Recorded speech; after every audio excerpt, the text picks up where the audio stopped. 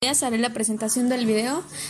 Soy Amel Quesada Horta del LD7 y hablaré del homicida Gregorio Cárdenas Hernández, conocido como el estrangulador de Tacuba, el que saltó a la fama el 4 de septiembre de 1942. Muy lejos estaba de ser acusada de feminicidio. Pese a las múltiples dudas a lo largo del juicio, Goyo Cárdenas permaneció en prisión 34 años por el asesinato de 4 jóvenes mujeres juzgadas por el delito de homicidio, inhumación clandestina y necrofilia. Desde el principio destacó la prensa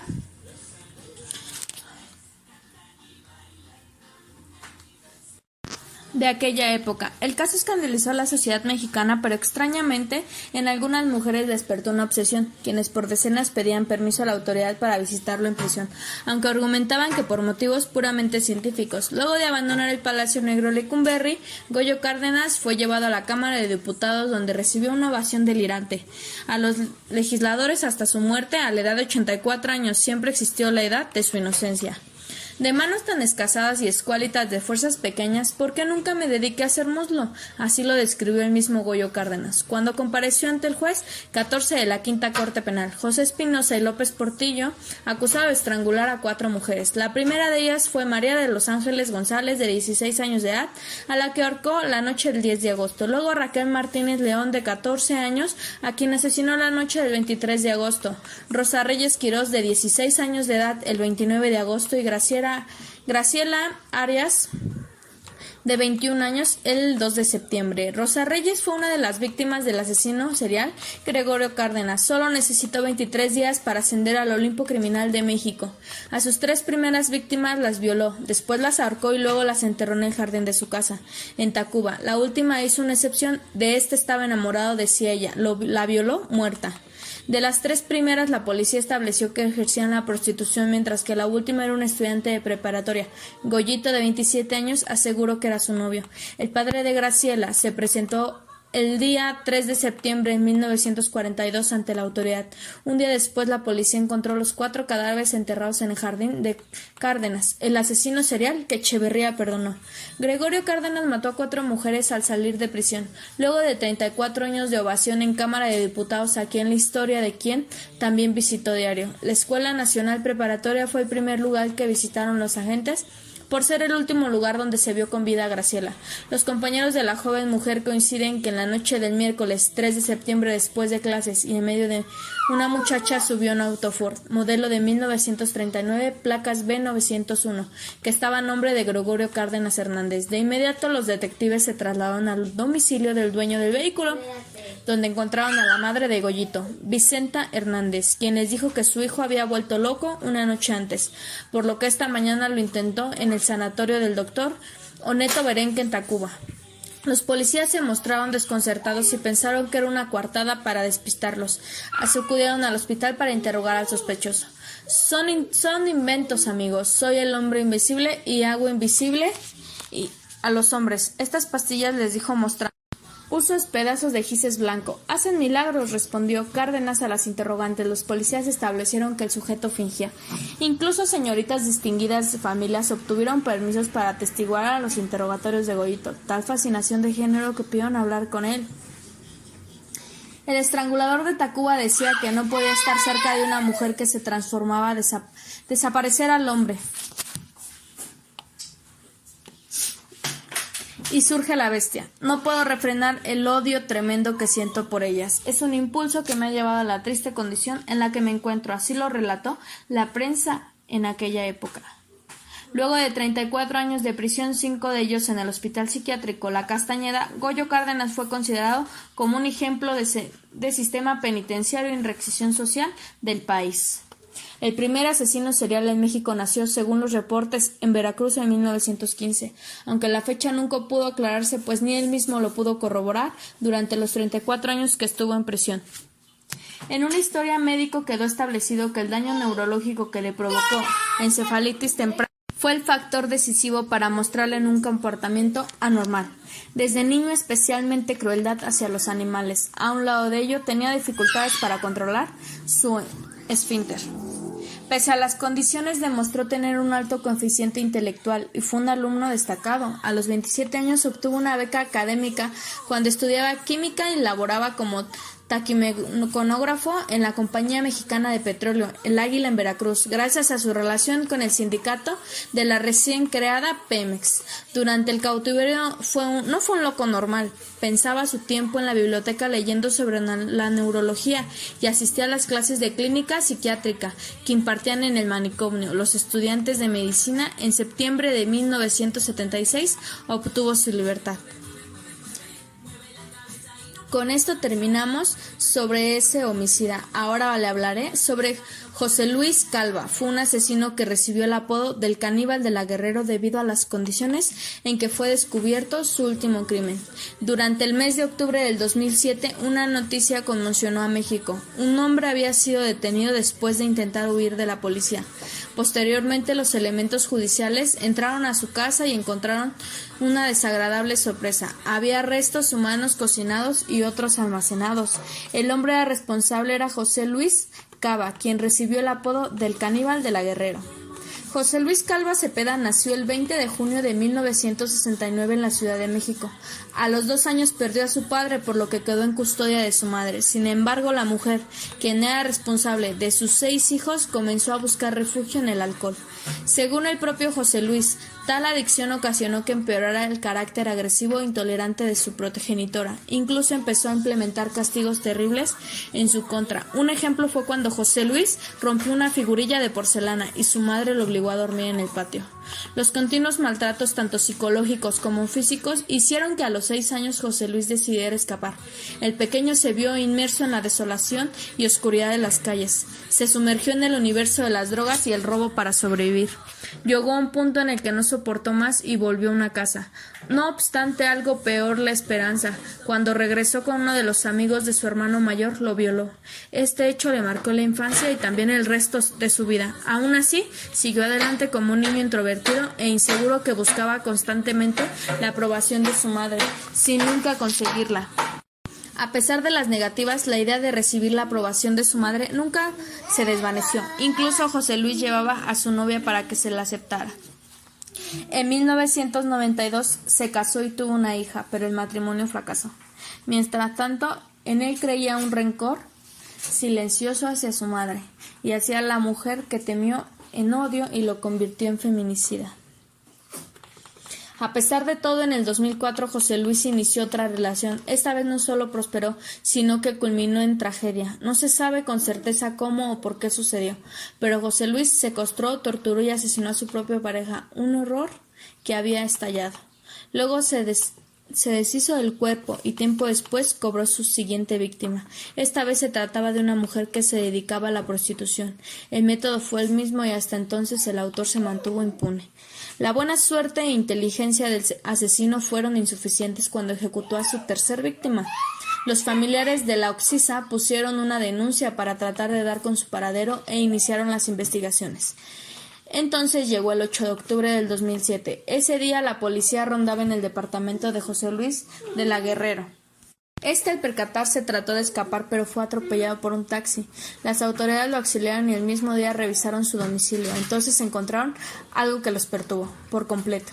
En el inmueble había restos humanos dispersos. Además, en un plato yacían trozos de carne cocida, junto con limones y salsa. Sobra decir que esa carne pertenecía a su expareja. Finalmente, el asesino de la Guerrero fue procesado y encarcelado. Aunque ya había alcanzado la fama mundial, poco tiempo después, el 11 de diciembre del mismo año, lo encontraron colgado en su propia celda, por lo que se declaró que la causa de la muerte había sido un suicidio. No obstante, su hermana sostuvo que el cadáver presentaba huellas de tortura y violación. Además, el cinturón con que supuestamente se había colgado no le pertenecía, por lo que por mayor probabilidad había sido un asesino. Asesinado. Feminicida o poeta caníbal. Después de que José Luis fuera detenido y debido a las circunstancias de los hallazgos, los medios de comunicación lo apodaron el caníbal de la Guerrero, esto sin tener la certeza de que realmente se dedicaba a practicar la antropofagia.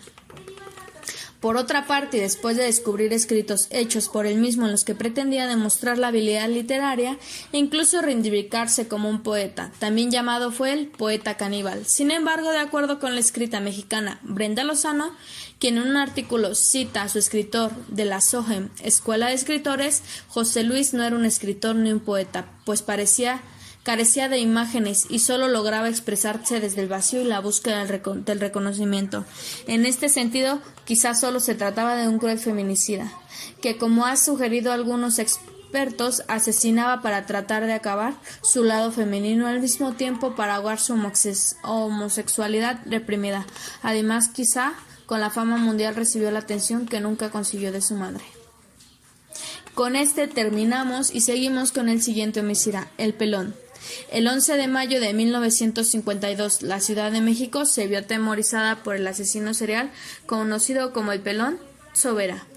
Higinio Sobera de la Flor, mejor conocido como el Pelón Sobera, nació en la Ciudad de México de 1928. Su padre, José Sobera, fue un inmigrante español que hizo su fortuna en Tabasco. Su madre, Zoila de la Flor, era hermana del exgobernador del estado, magistrado del Tribunal Superior de Justicia, Noé de la Flor Casanova. Higinio tuvo un hermano mayor que determinó su manicomio en Barcelona tras tener una crisis nerviosa, y el mismo Higinio pudo ser recluso de un manicomio ya que solía reírse solo, hablaba muy raro, de una manera casi indescifrable, y era frecuente creyera que los extraños lo insultaban. Doña Zoila de la Flor se negaba a creer que su segundo hijo tuviera problemas mentales, y todo su comportamiento lo justificaba, al decir que la sorpresiva muerte de su padre lo mantenía así, aunque se tiene registro que desde muy pequeño solía comportarse mal, lo que determinó su expulsión del Colegio Franco-Español, y que fue internado en el Sanatorio Mental de la Florencia, de donde escapó. Su madre no aceptaba la realidad porque no concebía heredarle a su hijo con problemas mentales toda su fortuna, aunque no lo reconociera. Higinio se ponía tenso en lugares cerrados, no lograba concentrarse y solo sentía bien los lugares silenciosos. Pensaba sus tardes caminando por el bosque de Chapultepec o en los cabarets más caros de la ciudad, lo que gastaban grandes cantidades de dinero.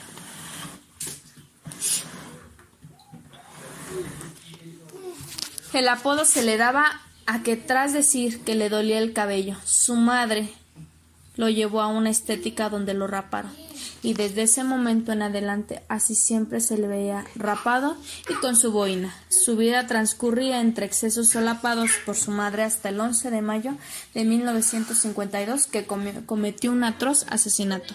Ese día el capitán Armando Lepe Ruiz, un militar y exmiembro del servicio secreto, que tras retirarse se hizo muy conocido en el mundo de Chavarría, iba acompañado de su esposa María Guadalupe Manzano López en su auto Buki 51. Mientras manejaba por la colonia Roma se encontró con Higinio Sobera, quien lo rebasó con brusquedad en 2 ocasiones.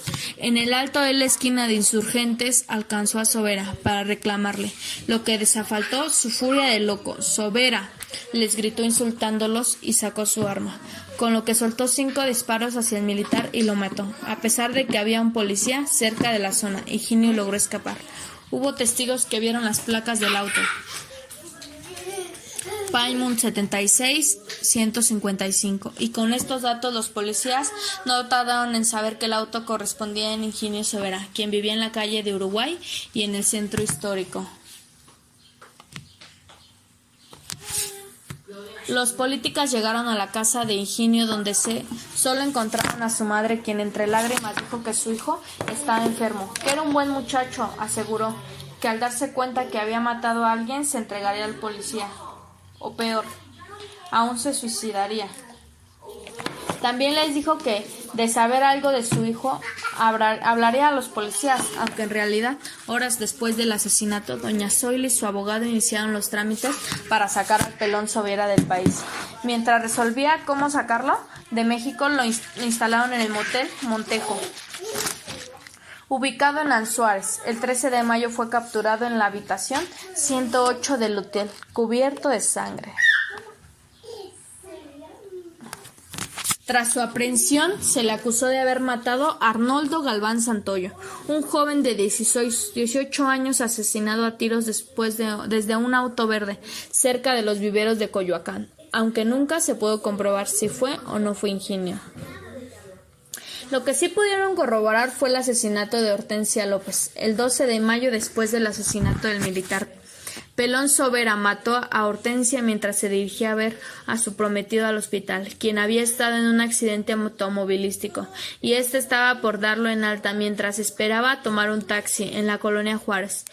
Un hombre se acercó para invitarla a salir. Ese hombre era Higinio Sobera, quien, deslumbrado por su belleza, pensó en cortejarla, y Hortensia no estaba interesada en él. Tras tanta insistencia, solo lo ignoró. Cuando pudo tomar un taxi, el Pelón se subió con ella gritándole que no la dejara. Ella le informó al taxista que no lo conocía, pero cuando lo hizo Higinio, sacó su arma y le pidió al taxista que siguiera el rumbo. Tras el intento fallido por salir de la otra puerta, Hortensia fue asesinada por el Pelón. Al llegar a las rejas de Chapultepec, Higinio bajó al chofer del auto y siguió su camino.